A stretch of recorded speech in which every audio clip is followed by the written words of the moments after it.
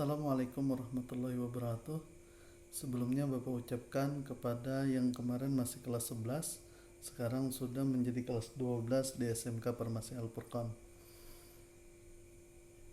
Baik, sesuai dengan jadwal pelajaran kita hari ini, kita akan belajar matematika.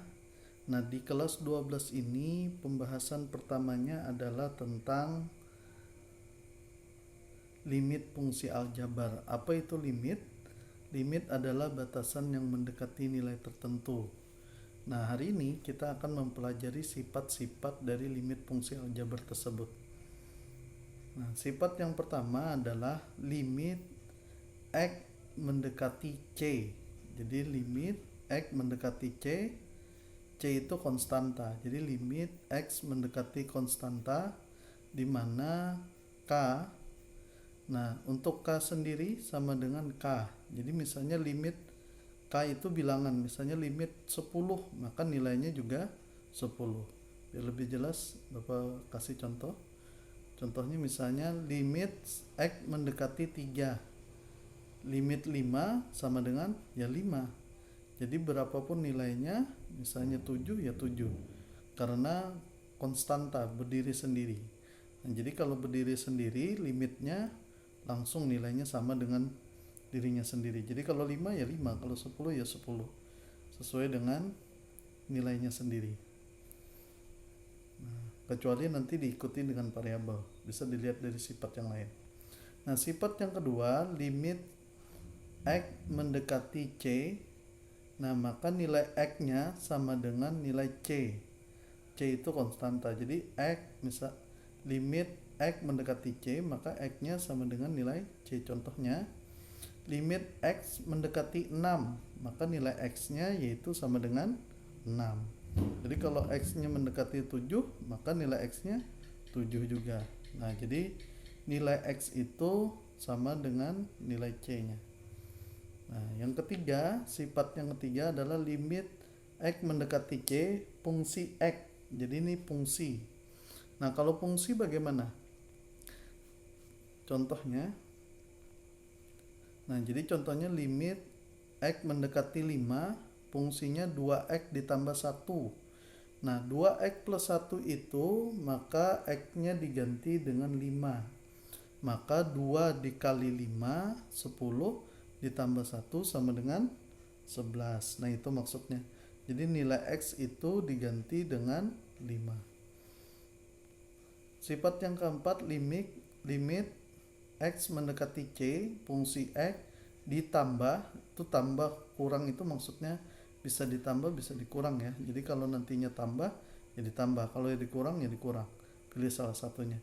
Jadi limit X mendekati C di mana fungsi X bila ditambah dengan fungsi G, maka nanti cara menyelesaikannya adalah selesaikan dulu limit fungsi X-nya, baru ditambah selesai hasil dari limit fungsi G.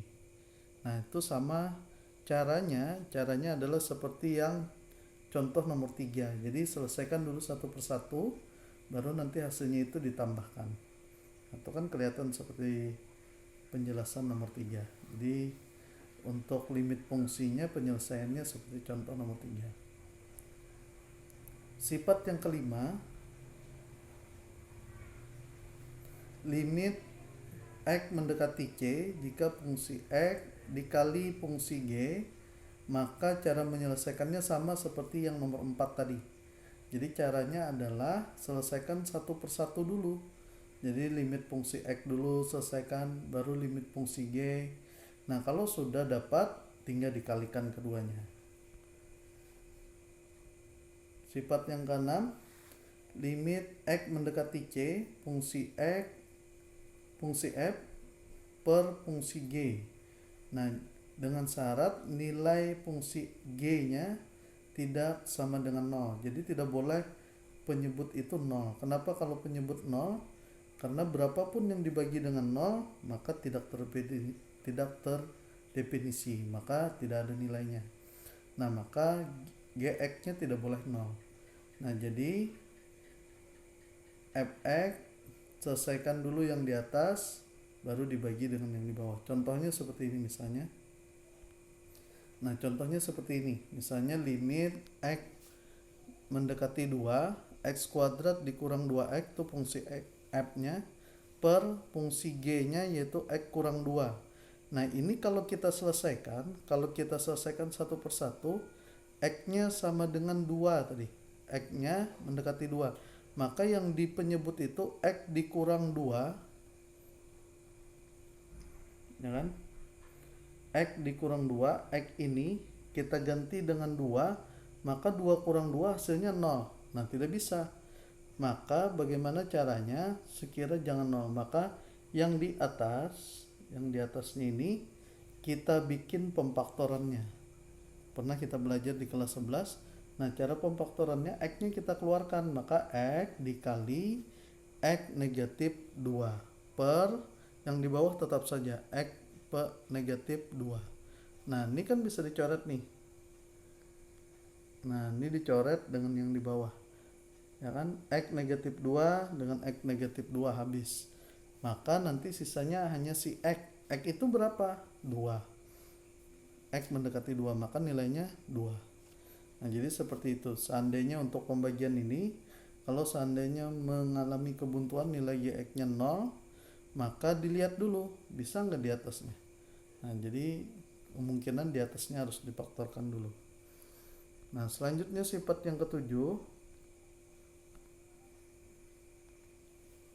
yaitu limit X mendekati C dengan X pangkat N. Nah, jika pangkat N seperti ini, maka cara mengerjakannya adalah kita selesaikan dulu limit fungsi X, fungsi F-nya.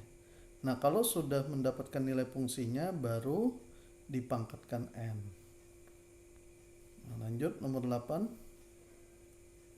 Sifat yang ke-8, limit X mendekati C dengan akar pangkat N fungsi X, fungsi F. Nah, maka untuk menyelesaikannya itu dengan cara menyelesaikan yang di dalam dulu limit fungsi F. Nah, itu diselesaikan dulu baru diakarkan.